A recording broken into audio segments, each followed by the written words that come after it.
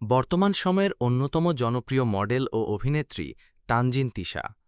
ছোট পর্দা বিজ্ঞাপন ও ওয়েব কন্টেন্টে সফলভাবে কাজ করার পর এবার শোনা যাচ্ছে তিনি ঢুকে পড়ছেন বড় পর্দায়, তাও ঢালিউড সুপারস্টার শাকিব খানের বিপরীতে।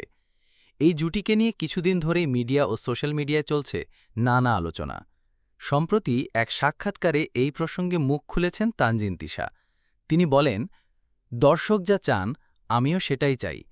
আমি এমন কাজ করতে চাই যা দর্শকদের ভালো লাগবে। অভিনয় আমার প্যাশন, তাই ভালো প্রজেক্ট হলে আমি সবসময় আগ্রহী থাকি। তিশার এই মন্তব্যকে ঘিরেই আবার নতুন করে গুঞ্জন ছড়িয়েছে, তাহলে কি শাকিব খানের বিপরীতে সত্যিই আসছেন তিনি? যদিও এখনও কোনো অফিসিয়াল কনফার্মেশন আসেনি, তবে সূত্র বলছে তারা একটি নতুন সিনেমার জন্য প্রাথমিক আলোচনায় আছেন।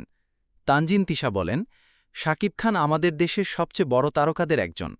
তার সঙ্গে কাজের সুযোগ পাওয়া গর্বের বিষয়। তবে সবকিছু নির্ভর করে চিত্রনাট্য, চরিত্র এবং পুরো টিমের উপর। এই মন্তব্য থেকেই বোঝা যায় তিশা পুরো বিষয়টি নিয়ে ইতিবাচক মনোভাব পোষণ করছেন, কিন্তু এখনও কোনো সিদ্ধান্ত চূড়ান্ত নয়। চলচ্চিত্র সংশ্লিষ্টরা বলছেন, নতুন মুখের সঙ্গে শাকিব খানের জুটি নতুন মাত্রা আনতে পারে ঢালিউডে।